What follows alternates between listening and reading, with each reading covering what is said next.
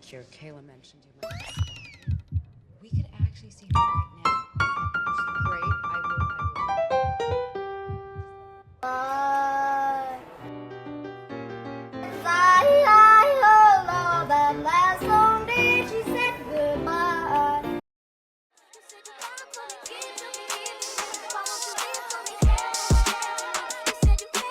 Warner Brothers finally gives a classic duo their cinematic debut with their live-action / CGI hybrid, Tom and Jerry. There definitely wasn't much hype I saw around this film, with it basically coming out when the two aren't really at their highest in popularity. I mean, I grew up with the original shorts, so I definitely have a lot of skin in the game when it comes to my Tom and Jerry media, so it does beg the question, does this hold up as a Tom and Jerry movie? It's more or less just unbelievably okay. Not amazing, not terrible, not really good, not really bad. Just plain harmlessly okay. What makes me say that? Well, let's look at the story.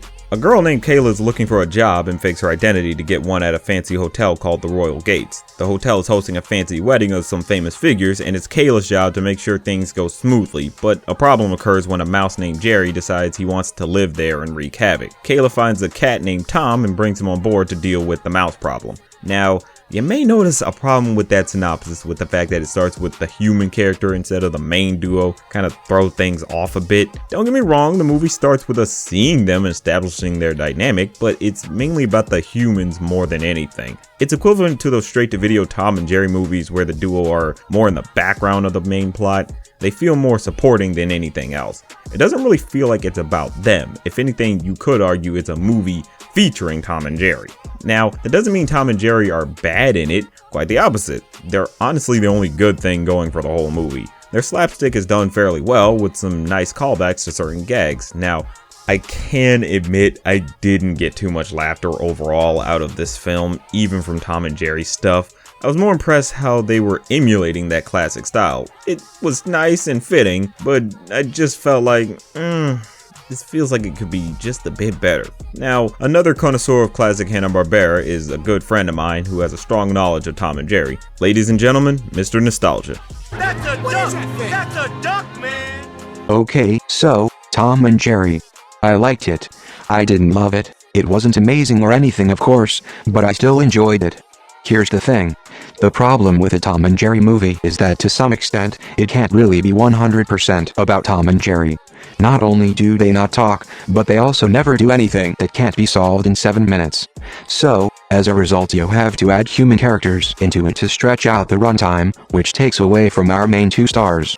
That being said, this movie probably handled that situation better than most of the other movies in the franchise.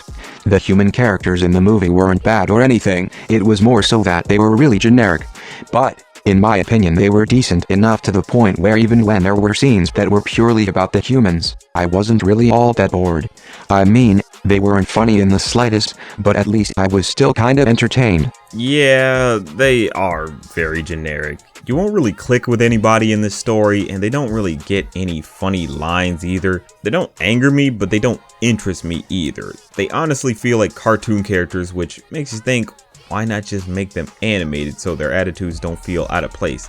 It's just sort of a thing that lingers in the back of your head as you watch. Now, as for the actual Tom and Jerry parts of the movie, I must say they were actually really well done. The classic slapstick violence was executed really well, especially in the hotel scene. Who would have known that Eric B. and Rakim were actually excellent choices for music in a Tom and Jerry chase scene. The visual gags were done very well too, like in that part of the movie where Kayla tells Tom that since he's a cat, chasing a mouse is part of his DNA, and he shows his actual DNA with a cat and mouse chasing each other. That actually made me laugh out loud. I also liked the callbacks from the old shorts, like Tom playing the piano, Butch and the Alley Cats, and that one scene where Jerry pretends there's something in his hand, just to trick Tom and punch him in the eye like in the Mouse Trouble short. Those were very well done and showed that they did their homework while making this movie. And to be honest, I expected all of that to happen, and that's why I'm satisfied with the movie.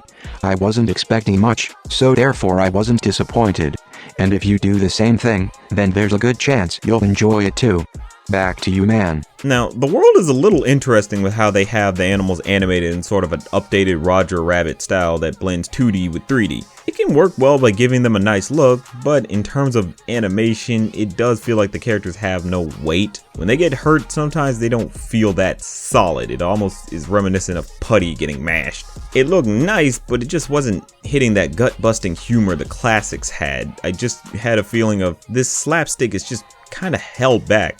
Almost like the style they're trying to use is not really blending well, more or less holding back a lot of the solidness of the characters. As well, they kind of sort of don't blend with their environments that well. You do look at them and think, yeah, that clearly is somebody that's out of place. That does not feel like something that is inhabiting this same world. It's just kind of a bit off-putting, I'm gonna be honest. Now, there's also some classic Tom and Jerry characters from the old shorts brought in that kind of just feel like they're just there to be there.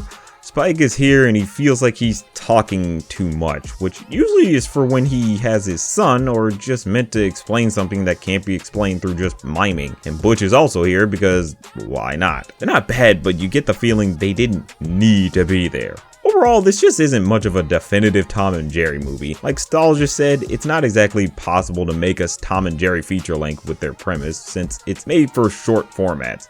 For what we got here, it's not offensive or makes you feel like they ruined the classics. It's just very unremarkably harmless. You definitely shouldn't go in with big expectations. Don't come in thinking, oh my god, this is gonna be the definitive Tom and Jerry movie, because that's just not something that could ever exist. Tom and Jerry just don't work for feature-length film. You might get some enjoyment from the Tom and Jerry parts, and the human parts aren't too painful, but just very plain. It's just something you don't have to turn your brain on for, or maybe you just don't need to turn the movie on at all.